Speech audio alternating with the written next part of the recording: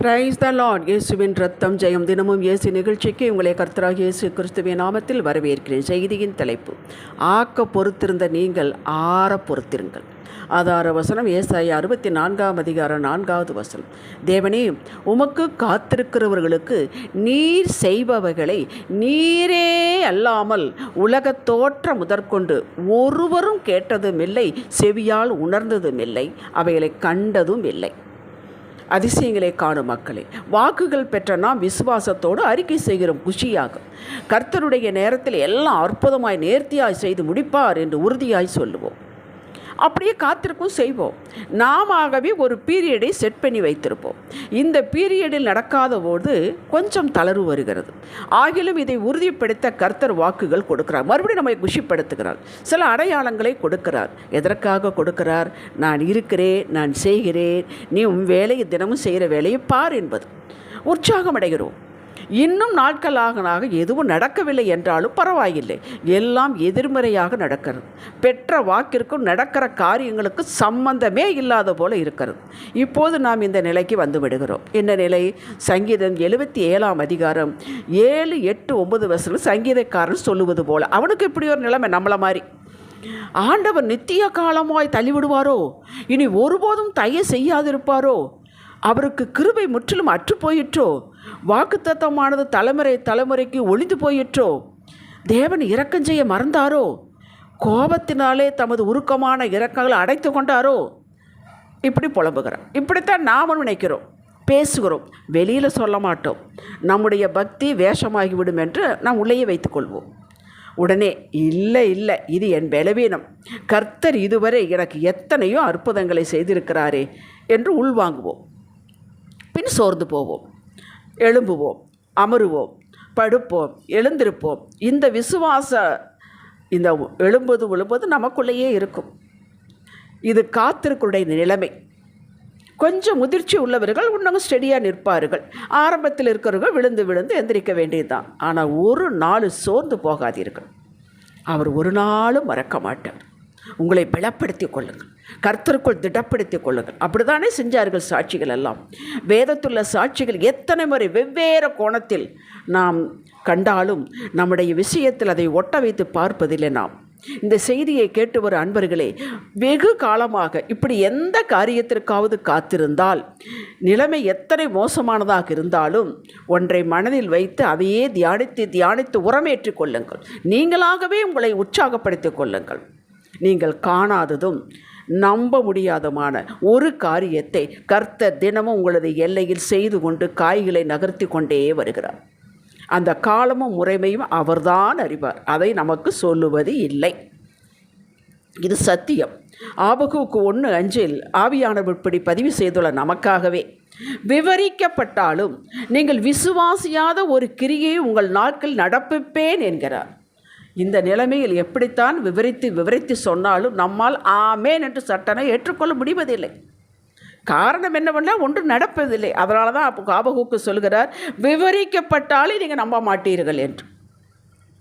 இதற்கு கர்த்தர், நீதான் எத்தனை அடையாளங்களை நான் கொடுத்தேன் உனக்கு, நம்பிக்கையில் உறுதியாக இருப்பதில்லையே, பின் ஏன் நான் உனக்கு செய்ய வேண்டும் என்று ஒரு நாளும் பின்வாங்குவதில்லை. அவர் கர்த்தர், தெய்வம், நாம் மனிதர்கள். அவருக்கு தெரியும் நாம் மனிதர்கள் மாமிசம் என்பதை அவர் அறிவார்.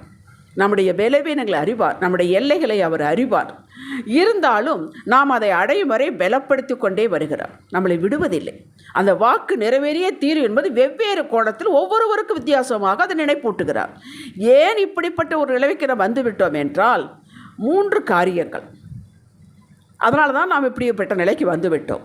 இதன் நிலையை அறிந்து கொண்டு இது கரெக்ட் என்று நம்மை நாமே உற்சாகப்படுத்தி கொள்ள முடியவில்லை. இதற்கு முன்பாக எத்தனை கர்த்தர் செய்திருந்தாலும் செய்து முடித்தாரே என்று அதையும் நாம் நினைத்து பார்க்க நமக்கு முடிவதில்லை. எண்ட் ரிசல்ட்டை பார்த்து திடப்படுத்தி கொள்ள வேண்டும். இப்படி செய்வேன் என்று சொன்னார், அதை மட்டும் பிடித்து கொள்ள வேண்டும். இதுதான் செய்தியின் மையம். ஓசியா 2:6 இப்படி ஒரு வசனம் உண்டு. நீங்கள் கவனமாக இதை கேட்க வேண்டும். அவள் தன் பாதைகளை கண்டுபிடிக்க கூடாதபடிக்கு மதிலை எழுப்புவேன். இது கர்த்தர் சொன்னது. அவள் என்பது இஸ்ரவேல் மக்கள், நம்மளைத்தான். பாதைகளை இப்படித்தான் நடக்கும், இதுதான் வரும், இப்பத்தான் வரும் என்று கண்டுபிடிக்க முடியாத அளவுக்கு மதிலை எழுப்பேன்ட்டார். மதிலை எழுப்பித்தான் அவர் வேலை செய்து கொண்டிருக்கிறார். தாவீதின் வாழ்வில் இப்படி நடந்தது. இதை சொன்னால் உங்களுக்கு புரியும். தாவீது நீர் என் கோட்டை. தாவீதுக்கு இப்படி ஒரு அடைக்கப்பட்ட நிலைமை இருந்தது. அவன் ஆண்டவரை பார்த்து சொன்னான், நீர் என் கோட்டை, என் தஞ்சம், என் கேடகம் என்றான். ஆனால் காத்திருந்து பாருங்கள், அவனுக்கே ஒரு சலிப்பு வந்து விட்டது. 1 சாமுவேல் 27 முதல் வசனத்தை வாசித்து பாருங்கள். அவன் இப்படி மனசு வேதனைப்படுகிறான். என்னைக்கு இருந்தால் இந்த சவுல் நம்மளை விடமாட்டான், கொன்னே போடுவான். நான் சுருக்கத்தை சொல்கிறேன், நீ வசனத்தை வாசித்து பாரு. நாம் பெலிஸ்தியர் தேசத்துக்கு, அதாவது எதிரி தேசத்துக்கு போய்விடுவோம் என்று முடிவெடுத்தான். அப்படியும் போய்விட்டான். கேட்டீர்களா? அவனும் காத்துத்தான் இருந்தான், முடியவில்லை. பெலிஸ்தியர் தேசத்துக்கு போய் என் பிள்ளை இப்படி போய்விட்டானே என்று அவர் கர்த்தர் விடவில்லை. அங்கேயும் அவருக்கு ஒரு சகாயம் கிடைக்க வைத்தார். இது முதல் காரணம். நமக்கு என்ன செய்கிறார் என்பதை தெரியாத அளவுக்கு மதிலை எழுப்பிவிட்டார். அதுதான் நமக்கு புரியவில்லை. அதனால தான் புலம்புகிறோம். 2வது காரணம் சொல்கிறேன். அதே ஓசியா 2 வசனத்தில் திரும்ப பிடுங்கி கொள்வேன் வெறுமையாக்குவர். கேட்டீர்களா? இந்த எக்ஸ்பீரியன்ஸ் யாருக்கு வந்தது? யோபுக்கு வந்தது. அவன் என்னங்க தப்பு செஞ்சான்? பூராத்தையும் பிடுங்கிட்டான் பிசாஸ். ரோட்டுக்கு கொண்டு வந்து உட்கார வச்சிட்டான். அப்போ அவனுடைய நிலைமை எப்படி இருந்துக்கு யோசிச்சு பாருங்கள். ஆனாலும் அவன் திடப்படுத்தி கொண்டான். ஆரம்பத்தில் தடுமாறினால், எல்லாருக்கும் தடுமாற்ற வரத்தான் செய்யும், மனிதர்கள் தானே. அப்புறம் திடப்படுத்தி கொண்டான். நாமும் அப்படி திடப்படுத்தி கொள்ள வேண்டும். என்னடா வாக்கு இப்படி இருக்குது, ஆனால் நம்மகிட்ட இருக்கிறது எல்லாம் வெளியில் போய்கிட்டு இருக்குதே. ஆண்டவர் சொல்கிறார், திரும்ப பிடுங்கி கொள்வேன். எதற்காக? இரட்டத்தனையாக கொடுப்பதற்காக. எதற்காக? நம்மை சாட்சியாக வைப்பதற்காக. 3வது காரணம் ஒன்று சொல்கிறேன். அதே ஓசியா 2 வசனத்தில் அவளை வனாந்தரத்தில் அழைத்து கொண்டு போய் நயங்காட்டி அழைப்பேன். இது இஸ்ரவேல் மக்களுக்கு ஒரு வந்தது. இஸ்ரவேல் மக்களை அப்படித்தான் வாங்க போகலான்னு கூட்டிகிட்டு வந்து, அவங்களுக்கு தெரியுமா வனாந்தரத்தின் வழியாக கூட்டிகிட்டு போவார்னு? தெரியாது. முதல்ல சொல்லவே இல்லை. அவர் திட்டத்தை சொல்லவில்லை, பாதைகளை சொல்லவில்லை. அப்படித்தான் நமக்கு சொல்ல மாட்டார்.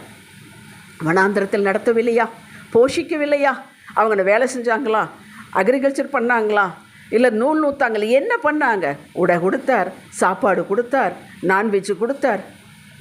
ஆனாலும் காணான் கொண்டு சேர்த்தினார். என் ரிசல்ட் நடந்தது. அப்படித்தாங்க நமக்கும் இந்த 3 காரியங்கள் நடக்கும். அதனால தான் நம்ம சோர்ந்து போகிறோம். இன்று இதை நீங்கள் புரிந்து கொண்டால் நீங்கள் சோர மாட்டீர்கள். ஏன்னா இதை கொடுத்து விட்டார் இல்லையா, சொல்லிவிட்டார் இல்லையா, நான் மதிலை எழுப்புவேன், நான் பிடுங்கிக் கொள்வேன், நான் வனாந்தரத்தில் உன்னை நடத்துவேன், ஆனாலும் விடமாட்டேன் என்று. இந்த 3 காரியங்களும் அல்லது இது ஏதோ ஒன்று கர்த்தருக்காக நாம் காத்திருக்கிறவர்களுக்கு வாழ்வில் வரும் என்பதை நீங்கள் இந்த செய்தியின் மூலம் தெளிவாக புரிந்து கொண்டால், பின் என்னை கர்த்தர் நடத்துகிறார் என்பதையும் சாட்சியின் மூலம் அறிந்து கொண்டால், இந்த காத்திருக்கும் காலத்தை நீங்கள் சந்தோஷமாக கழிப்பீர்கள். இந்த காத்திருக்கும் பீரியடை நம்ம சோர்ந்து போக மாட்டோம். பெலன் குன்றி போயிடும். நீ சோர்ந்து போவையானால் பெலன் குன்றி போய்விடும் என்று இருக்கிறது. பெலன் குன்றி போய்விட்டால் நம்மளால் ஒரு வேலையும் செய்ய முடியாது. அப்படி நாம் புரிந்து கொண்டு சந்தோஷமாக அவரோடு இருக்கும்போது கர்த்தர் ரொம்ப பிரியப்படுவாருங்க. அதற்காகத்தான் இந்த செய்தி இன்று சொல்ல வைக்கிறார். இப்படி காத்திருப்பவர்கள் இவர்களுக்கு அற்புதத்தை காண்போம் என்ற நீங்கள் கற்பனை கூட பண்ணி பார்த்துருக்க மாட்டேன். அப்படி ஒரு ஆசீர்வாதம் உங்களுக்கு உண்டு, நிச்சயம் நடக்கும். 1 ராஜாக்கள் 17 வசனத்தில் எலியாவை பார்த்து கர்த்தர் இப்படி சொல்லி போய் ஒளிந்து. ஏன் ஒளி சொன்னார்? இவன் என்ன பண்ணிட்டு, ஆகாப் ராஜா பிடிக்காது, என்னுடைய வார்த்தையெல்லாம் மழையும் பனியும் பெய்யாது போ 3 வருஷத்துக்குன்னு சொல்லிட்டான்.